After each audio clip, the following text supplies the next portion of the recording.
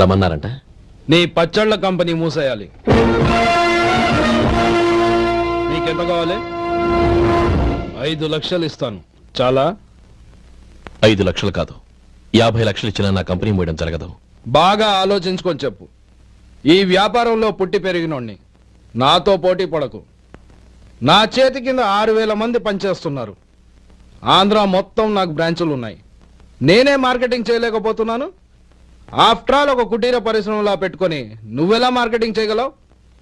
6,000 మంది వర్కర్స్ని పెట్టుకుని ఆంధ్ర మొత్తం బ్రాంచీలున్న మీరే నా కంపెనీ చూసి భయపడుతున్నారంటే నా సరుకులో నాణ్యత ఉందనేగా. ఆ నాణ్యత ఉన్నంత వరకు నాకెవరూ పోటీ కాదు. ఈ ప్రపంచంలో నేను ఎక్కడైనా మార్కెట్ చేయగలను. వస్తాను.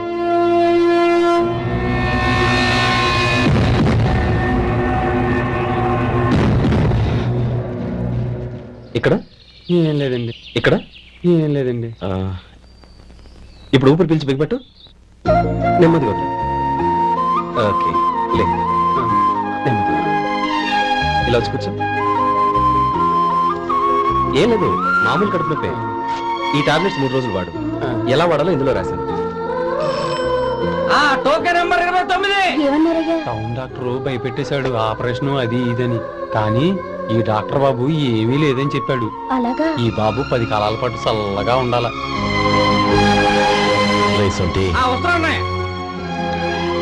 రే, భగవంతుడి దయ వల్ల తమ్ముడు హస్తవాసి మంచిదని అప్పుడే పేరొచ్చిందిరా. తమ్ముడిని దగ్గరుండి జాగ్రత్తగా చూసుకో. పని హడావుల్లో పడి వేళకి భోంచేయడము. అబ్బే అదే లేదన్నయ్యా. 1 గంట గల పేషెంట్ కట్టు, భోజనం పెట్టు. అది అలా జాగ్రత్తగా చూసుకో. నేను చూసుకుంటాను కదన్నయ్యా, నువ్వు వెళ్ళు.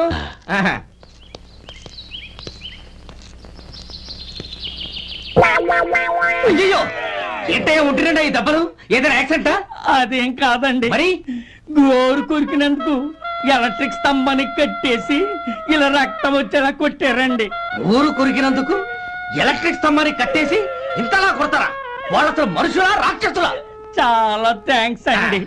కనీసం మీరైనా అర్థం చేసుకున్నారు. వాళ్ళు అర్థం చేసుకోలేదండి.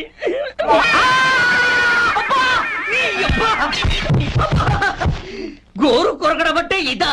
నిన్ను కొట్టడం కాదురా, నిలువురా నరికేయాలి. సెప్టిక్ అవుతుందో ఏమిటో. మన 2 ఊర్ల పొలిమేరలో ఉన్న ఈ మల్లికార్జున స్వామి వారి దేవాలయం జీర్ణదశలో ఉందన్న విషయం మీ అందరికీ తెలుసు. ఇన్నాళ్ళు మీ ఊరు వాళ్ళు పట్టించుకుంటారని మా ఊరి వాళ్ళు, మా ఊరి వాళ్ళు పట్టించుకుంటారని మీ ఊరి వాళ్ళు దీన్ని ఇలా వదిలేశారు. ఈ గుడి మీ ఊరికి ఎంత ముఖ్యమో మా ఊరికి అంతే ముఖ్యం. కాబట్టి మన ఇరు గ్రామ ప్రజలు కలిసి దాన్ని బాగు చేయించి కుంభాభిషేకం చేయించాలనే సదుద్దేశంతో ఒక కమిటీని ఏర్పాటు చేశాం. ఈ కమిటీలో 2 గ్రామాలకు సంబంధించిన ప్రముఖులు ఉన్నారు. కమిటీ ప్రెసిడెంట్ గా ఎవరిని ఎన్నుకోవాలనే విషయంలో శ్రీ గోపాలరావు గారి పేరు, శ్రీ లక్ష్మీపతి గారి పేరు పరిశీలనలోకి వచ్చాయి. అందువలన మేమందరం బాగా ఆలోచించి తర్జన భర్జనలు చేసిన మీదట శ్రీ గోపాలరావు గారే అన్ని విధాలా ప్రెసిడెంట్ పదవికి అర్హులని ఈ కమిటీ నిర్ణయించడం జరిగింది. అంచేత ఈ ఉభయ గ్రామ ప్రజలు శ్రీ గోపాలరావు గారికి ఉదారంగా విరాళాలు అందజేసి ఈ శుభకార్యాన్ని జయప్రదం చేయవలసిందిగా కోరుతున్నాం. ఏంటి ఇంకా రాలేదా? ఏంటయ్యా, టైం 10 అవుతోంది. బోర్డు మీద 10 గంటలను రాసింది. మీ డాక్టర్ ఇంకా రాలేదు. అసలు మీ డాక్టర్ కి టైం సెన్స్, పంక్చువాలిటీ ఏమైనా ఉన్నాయా? ఇంతకీ మీరెవరండి? నేను డాక్టర్ అమ్మని. ఓహో, మీరు డాక్టరేనా? డాక్టర్ అంటే డాక్టర్ని కాదయ్యా, డాక్టర్ని చేసుకోబోయేదానని అర్థం. అవును, నువ్వెవరు? నేను ఇక్కడ టోకన్ ఇస్తూ ఉంటానులేండి. తప్పుకోవయ్యా. అవును, మీ డాక్టర్ కి ఎవరో అన్నయ్య ఉన్నాడంట కదా, ఎలాంటోడు? ఎలాంటోడంటే అదేనయ్యా, చాలా కోపిస్తుంది విన్నాను. ఎందుకని అడుగుతున్నారు? ఎందుకంటావేంటయ్యా? ఆ అన్నయ్య మాట వినగానే మీ డాక్టర్ గడగడా ఉణిగిపోతాడు. అసలు డాక్టర్ చదివే తమ్ముణ్ణి అలా భయపెట్టచ్చా? తప్పు కదా? తప్పేనండి. కాని నాకు మీ డాక్టర్ కి పెళ్ళవని ఆ అన్నయ్య సంగతి అప్పుడు చెప్తాను. ఏం చేస్తానండి? ఏం చేస్తానా? సంవత్సరం తిరగకుండానే కవల పిల్లల్ని కని వాళ్ళ అన్నయ్య చేతిలో పెడతాను. వాళ్ళకి 5 సంవత్సరాలు వచ్చేసరికి ఆయన బాగా మొట్టికెళ్ళేస్తారు. అలా నా కసి తీర్చుకుంటాను. ఈ డాక్టర్ ఎప్పుడు వస్తాడో ఏంటో. అది సర్లే కాని నువ్వు పని చేయి. మీ డాక్టర్ రాగానే నేను వచ్చి వెళ్ళానని చెప్పు. నేను అంటే ఓ, నా పేరు చెప్పలేదు కదా, నందిని. ఏం చెప్తావు? అదేనండి, నందిని గారు వచ్చి వెళ్ళారు అని చెప్తాను. గుడ్, పైకి వస్తావు.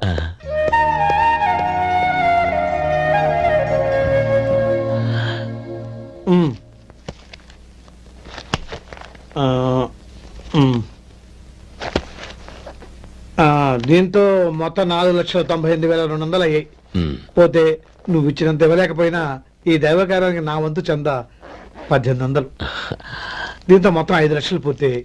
సరేరా, ఆ, నేను ఈ డబ్బు తీసుకుని పట్నం వెళ్ళి బ్యాంక్ లో వేసొస్తాను. అలాగే నేను నీతో వద్దాం అనుకున్నాను రా, అనుకోకుండా సాయంత్రం ఇన్స్పెక్షన్ వచ్చింది. పర్వాలేదులే, ఆ. వెళ్ళొస్తాను.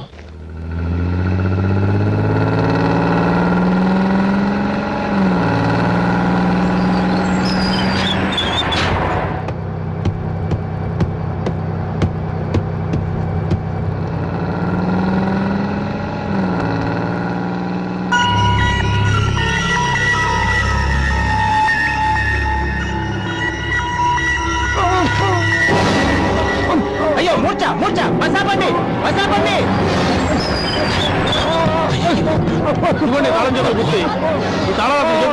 వీటి వల్ల ప్రయోజనం లేదు. నాలుగు ఖర్చుకోకుండా పళ్ళ మధ్య పెట్టడానికి గట్టిగా అది ఉంటే ఇవ్వండి.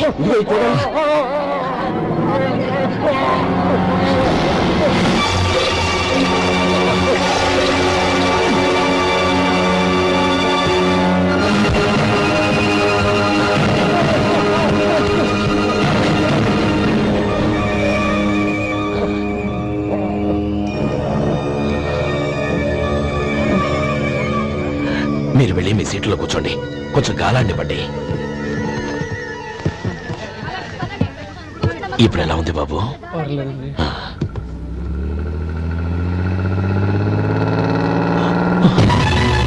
అయ్యో, నా బ్యాగ్ ఎవరైనా చూసారా? అందులో 5 లక్షలు ఉన్నాయి. నా బ్యాగు. వెంటనే బస్ ఆపండి. ఎవరిని కింద దిగవద్దు. అందరినీ చెక్ చేయండి. నా అంచనా తప్పు కాలేదు. వాడి మంచితనమే వాడిని దెబ్బకొట్టి మన వాళ్ళని పంపించి గుడి తాలూకు డబ్బు కొట్టేశాడని పోలీస్ కంప్లైంట్ ఇవ్వండి. ఇప్పుడు ఆ స్టేషన్ ఎస్ఐ వాడి తమ్ముడే. వాడే వెళ్ళి వాడి అన్నయ్యని అరెస్ట్ చేసి వీధుల్లో నడిపించుకు తీసుకురావాలి. అది నేను కళ్ళారా చూడాలి, మనసారా సంతోషించాలి. అయ్యో గోపాలం గారు, గోపాలం గారు, మీరు దేవస్థానం సొమ్ము దొంగిలించారని ఎవరో పోలీస్ కంప్లైంట్ ఇచ్చారంట. మిమ్మల్ని అరెస్ట్ చేయడానికి మీ తమ్ముడు గారు వస్తున్నారు.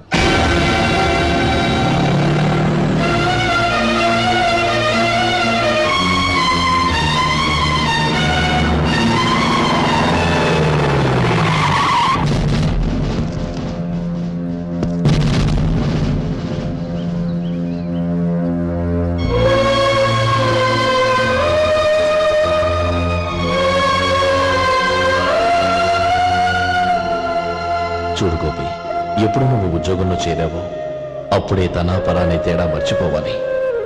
నేరం చేసిన వాడు నీ తమ్ముడైనా అన్నైనా సరే శిక్షించాల్సిన బాధ్యత నీది. అదే నువ్వు నీ ఉద్యోగానికి ఇచ్చే గౌరవం.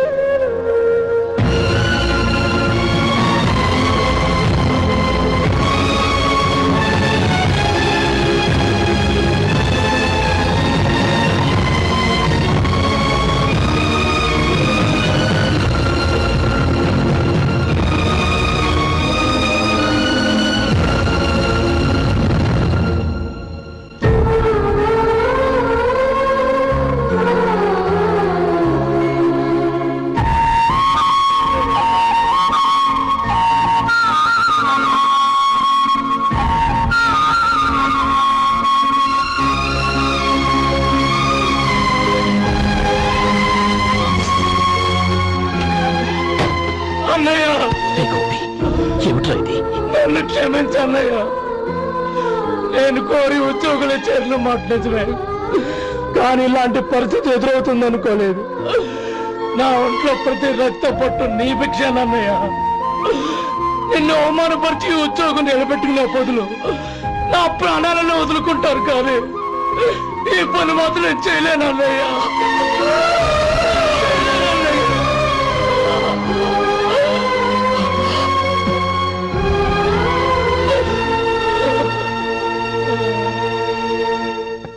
ఏరా, ఇన్నేళ్లు కష్టపడి సంపాదించిన ఉద్యోగానికి రాజీనామా చేస్తావా?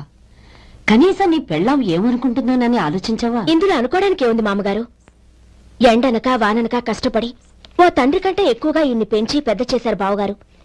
అలాంటి దేవుణ్ణి అరెస్ట్ చేసే ఆ ఉద్యోగం ఈయనకు అవసరం లేదు. బాగుంది. అన్నకు తగ్గ తమ్ముడు, తమ్ముడికి తగ్గ పెళ్ళాం. సరే, మీ ఇష్టం. నానమ్మ, అన్నయ్యడి. నమస్కారం అండి. ఓ నువ్వా? రా కూర్చో. పర్వాలేదండి.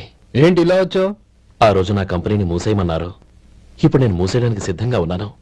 దానికి ప్రతిఫలంగా నాకు 5 లక్షలు కావాలి. అలాగే, నీకు కావాల్సిన 5 లక్షలు నేను ఇస్తాను. చాలా థ్యాంక్స్ అండి. కానీ మీరు మీ కంపెనీని మూసేయక్కర్లేదు. సార్, అవును మిస్టర్ మధు, మీ అన్నగారికి జరిగిన అన్యాయం గురించి తెలుసుకున్నాను. మీ కుటుంబం గురించి కూడా విన్నాను. సహజంగా అందరూ ఐకమత్యానికి ఉదాహరణ రామలక్ష్మణులు అంటారు.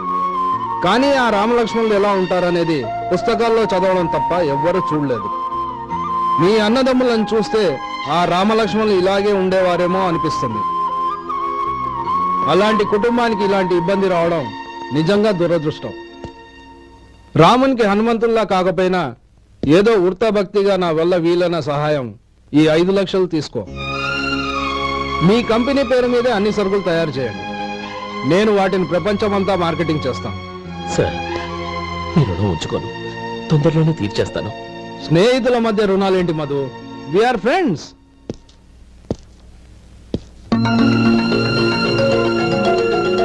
ఏంటో అక్కడ ఆగిపోయావు? రా. నువ్వు మీ అన్నయ్యని అరెస్ట్ చేయడానికి అట్టెళ్ళావు, ఆయన లొంగిపోవడానికి ఇటు వచ్చారు. అవును, యూనిఫామ్ చేత్తో పట్టుకొచ్చావేంటి?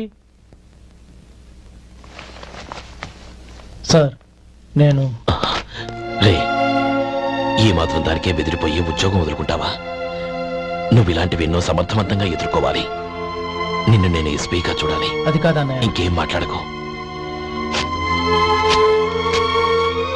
ఇన్స్పెక్టర్ గారు, నన్ను లాకప్లో పెట్టండి. ఆగండి సార్, ఆ డబ్బు ఎక్కడికి పోలేదు. నేనే తీసి జాగ్రత్త చేశాను. ఈ విషయం అన్నయ్యకి తెలియక బ్యాగులో డబ్బు కనబడకపోవడంతో అది పోయిందనుకున్నాడు. నేను పట్నం నుంచి వచ్చేసరికి జరిగిన గొడవంతా తెలిసిందే. రే మధు, జరిగిన దానికి నన్ను క్షమించనయ్యా. ఇంటికి వెళ్ళాక అన్ని వివరంగా చెప్తాను. సార్, ఇదిగోండి 5 లక్షలు. ఇది కమిటీ వాళ్ళకి అప్పగించి ఈ కేసు కొట్టేయండి సార్. భలే వాడివయ్యా, తీసినప్పుడు ఒక మాట ఆయనతో చెప్పుండొచ్చుగా. అనవసరంగా పెద్ద ఆయన స్టేషన్ వరకు రప్పించావు. Sorry sir. అన్నయ్య, మీరింటికి వెళ్ళండి. నేను లెక్క అప్ప చెప్పేసి వస్తానండి. అలాగే. ఎలా దెబ్బ కొట్టాలన్నా కుదరటం లేదు. అయినా వీళ్ళకు ఉన్న పళ్ళంగా 5 లక్షలు ఎలా వచ్చాయి? అదే బావా, నాకు అర్థం కావటం లేదు. నీకు అర్థమైతే ఆశ్చర్యపడాలి కానీ అర్థం కాకపోతే ఆశ్చర్యమే ఉంది. Useless fellow.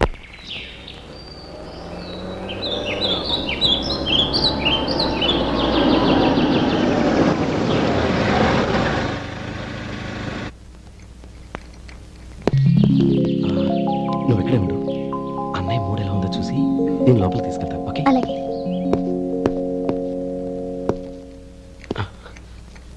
అన్నయ్య, ఏంట్రా? నేను చాలా రోజుల నుంచి నీకు విషయం చెప్తున్నాను, గుర్తుందా? ఏ విషయం? అదే అన్నయ్య, నేను ఓ అమ్మాయిని ఓ అమ్మాయిని లవ్. ఓహో, లవ్ చేస్తున్నావా? ఆ విషయం నువ్వు నాకెప్పుడు చెప్పావురా? ఊళ్ళో అందరూ అనుకుంటుంటే నేను విన్నాను. సారీ అన్నయ్య, నీకు చాన్నాళ్ళుగా చెప్పాలనుకుంటున్నాను కదా, అందువల్ల చెప్పేశానేమో అనుకున్నాను. ఓహో, ఆ అమ్మాయి వచ్చిందన్నయ్య, బయట నిలబడి ఉంది. బయట నిలబెట్టడం ఏమిట్రా? లోపలికి తీసుకురా. అలాగే అన్నయ్య. ఏయ్, అన్నయ్య మంచి మూడ్లో ఉన్నాడు, రా. కమ్.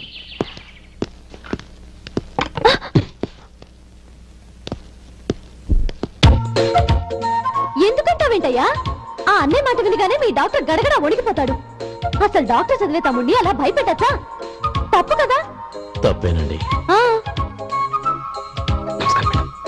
నమస్కారం. అదేంట్రా, మనిషో పక్కనుంటే నమస్కారం ఇంకో పక్కన ఉంది? అది మర్యాద అన్నయ్య, మర్యాద. ఆహా, అవును. నీ పేరేంటమ్మా? నందిని. ఆ నందిని. నందిని అన్నయ్య. ఏ, ఆ ముక్క తను చెప్పలేదా?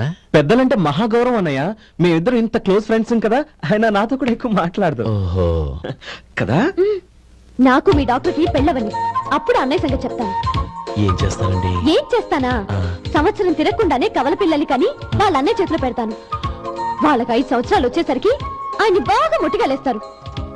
అవును, అమ్మాయి మొహం చూడకుండా నిర్ణయం తీసుకోనరా? తలెత్తు. ఏం చెప్తావు? అదేనండి, నందిని గారు వచ్చి వెళ్ళారని చెప్తాను. గుడ్, పైకొస్తావు. ఈయన మీ అన్నయ్య? అవును. నందిని, ఏమైంది? ఎందుకు ఏడుస్తున్నావు? ఈయన మీ అన్నయ్యని తెలియక తెలియక హాస్పిటల్ దగ్గర మర్యాద లేకుండా దురుసుగా మాట్లాడాను. ఆయన ఈ పెళ్లి తప్పుకోరు. ఊరుకో, అలాంటి చిన్న చిన్న విషయాల్ని మా అన్నయ్య పట్టించుకోడు. అయినా నేను కన్విన్స్ చేస్తాను కదా. ఆయనకంత అవమానం జరిగాక ఎందుకు కన్విన్స్ అవుతారు? అవ్వరు. చూడు, నువ్వు వేరే పెళ్లి చేసుకొని నీకు పుట్టబోయే బిడ్డకు నా పేరు పెట్టుకో. నేనే నుయ్యో చూసుకుంటాను. అదిగో ఆ చూపు చూడు, ఆ చూపు ఒకలా ఉంది. ఖచ్చితంగా ఆయన పెళ్లి ఒప్పుకో. నా మాట విను ప్లీజ్. నందిని, రే శేఖర్, ఆ అమ్మాయి చెప్పింది నిజమే. తనని ఎప్పుడైతే హాస్పిటల్ దగ్గర చూశానో అప్పుడే నేను నిర్ణయానికి వచ్చేసాను. విన్నావా? నేను చెప్పానుగా, ఆయన ఆల్రెడీ ఓ నిర్ణయానికి వచ్చేసారట. ఇక నేను వెళ్తాను. అలాగే వెళ్ళి ఈసారి వచ్చేటప్పుడు మీ అమ్మా నాన్నల్ని తీసుకురా. ముహూర్తాలు ఎప్పుడు పెట్టుకోవాలో నిర్ణయించుకుంటాం. అర్థం కాలేదా? నువ్వే మా వాడికి సరైన చోటి. అదే నేను తీసుకున్న నిర్ణయం. థ్యాంక్ యూ బావగారు. నన్ను ఆశీర్వదించండి. లేమా, శీఘ్రమేవ కళ్యాణ ప్రాప్తిరస్తు.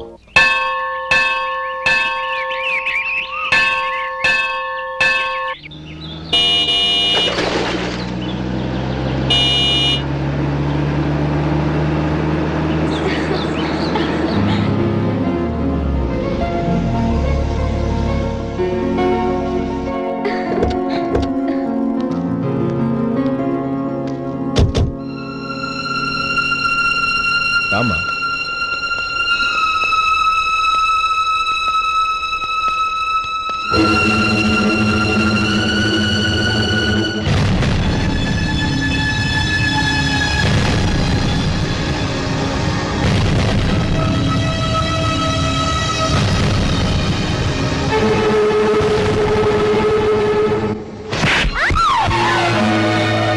నా పరువు తీసావు కదే. ఒక బెచ్చగాడిని నువ్వు కోరుకున్న వాడికి ఇచ్చి చేసేవాడిని. కానీ నువ్వు ఎవరిని ప్రేమించావో తెలుసా? ఎవడి నీడ సోకితే పంచమహాపాతకాలు అంటుకుంటాయనుకుంటున్నానో వాడి తమ్ముణ్ణి. ఆ రోజు ఆ గోపాలం గాడు నిశ్చితార్థం వరకు వచ్చి నా చెల్లెల్ని చేసుకోనని వెళ్ళిపోయాడు. ఆ ఆవేశంలో తొందరపడి ఓ పొరుగురు వాడికి నా చెల్లెల్నిచ్చి పెళ్లి చేశాను. ఆ తర్వాత తెలిసింది వాడికి అంతకు ముందే పెళ్లి అయిపోయిందని. వాడు పెళ్ళైన వాడైనా పర్వాలేదు, పరమ దుర్మార్గుడు. ఇంకొకరిని ప్రేమించిన దానివేక అని దెప్పి పడుస్తూ నా చెల్లెలికి మాటలతోనే నరకం చూపించాడు. అటు ప్రేమించిన వాడు దగా చేశాడు, ఇటు చేసుకున్నవాడు కిరాతకుడు. ఇలా చిత్రవధ అనుభవించి నా చెల్లెలు ఒకరోజు స్టవ్ పేలిపోయి చనిపోయింది. దీనికంతటికి కారణం ఎవరు? వాడు అన్న. అటువంటి వాడింటికి కోడలుగా వెళ్తావా? ఒక్క మాట చెప్తున్నాను విను. నువ్వు జీవితాంతం పెళ్లి చేసుకోకుండా ఇంట్లో పడినా పర్వాలేదు, కానీ వాడి తమ్ముడితో మాత్రం నీ పెళ్లి జరగదు. రేయ్, పురోహితుని రమ్మని చెప్పు. వచ్చే ముహూర్తంలోనే నీకు నందినికి పెళ్లి.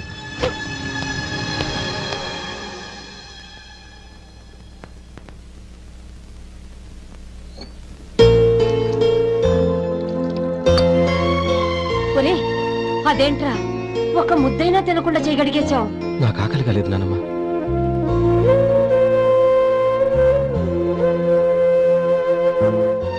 ఆ అమ్మాయి చాలా మంచిది, చదువుకున్న పిల్ల, మనందరికీ బాగా నచ్చింది. కానీ ఆ లక్ష్మీపతి గారి గురించి ఆలోచిస్తేనే నాకు భయం వేస్తోంది. వాడు మన కుటుంబం ఎప్పుడెప్పుడు విడిపోతుందా అని ఎదురు చూస్తున్నాడు. అన్నయ్య, ఆ అమ్మాయే కాదు, ఈ ప్రపంచంలో మన కుటుంబం కంటే నాకేది ఎక్కువ కాదు. ఆ పెళ్లి గురించి నేను మర్చిపోయాను, మీరు మర్చిపోండి.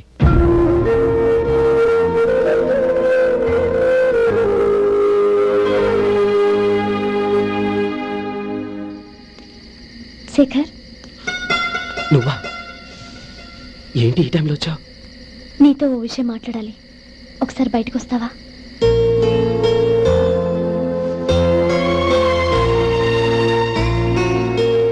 ఏంటి సూట్ కేసుతో వచ్చావు? శేఖర్, మా నాన్న నాకు వేరే పెళ్లి చేయాలని చూస్తున్నాడు. అందుకే నేను నిర్ణయానికి వచ్చాను. మన ఇద్దరం ఎక్కడికైనా పారిపోదాం. చూడండిని, ఈ టైంలో నిన్ను నన్ను మా అన్నయ్య చూశాడంటే బాగోదు. నువ్వు వెళ్ళిపో. అన్నయ్య అన్నయ్య అన్నయ్య ఎప్పుడు మీ అన్నయ్య మాటేనా? నీకు నేను ముఖ్యమా మీ అన్నయ్య ముఖ్యమా?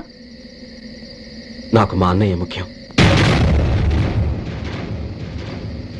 శేఖర్, నీ గుండెల మీద చేయి వేసుకొని చెప్పు, నన్ను మర్చిపోయిన సుఖంగా ఉండగలవా?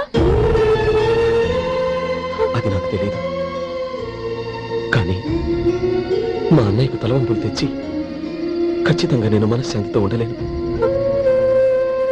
నా పరిస్థితి అర్థం చేసుకో. దయచేసి మీ నాన్న చూసిన సంబంధం చేసుకుని సుఖంగా ఉంటుంది.